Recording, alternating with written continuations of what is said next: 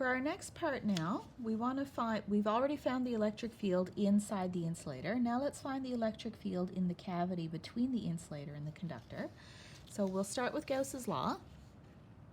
Gauss's law says that the net electric flux, and we're trying now in the cavity, so some distance where A is smaller than R, but R is smaller than B. So that's what we're looking at. The net electric flux is the integral of E dot dA equals Q inside over epsilon naught. The integral of E dot dA, we already sorted that out and wrote it down in spherical symmetry, so we know what to put in for this side. So then our next question is, what is Q inside and what is our Gaussian surface? So let's resketch the problem here. There's our insulator, that's R equals A. Here's our conductor. Well, not very round, but hopefully you get the idea. That distance is B, that distance is C. We want the electric field right here, just outside the insulator. So let's draw our Gaussian surface right here, just outside the insulator. So our Gaussian surface is a sphere that's around the insulator and smaller than the conductor. So our Q inside is the charge on the insulator.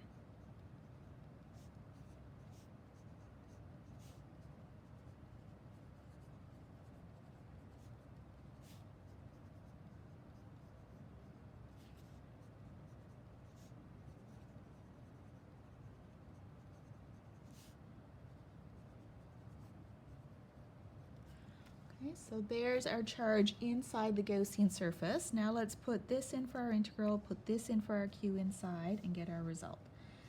So E times 4 pi R squared equals Q over epsilon naught. Solve for E.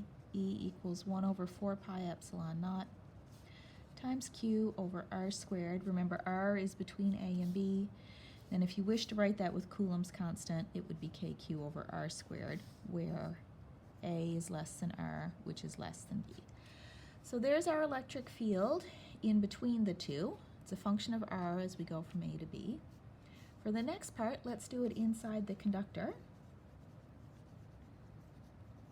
And inside the conductor means we're dealing with what is R between B and C. What's the electric field when R is between B and C? So B is less than R, which is less than C. And we're going to try and find that electric field. This part is really easy. This electric field is inside the conductor. That means the electric field is equal to 0 because it's inside the conductor.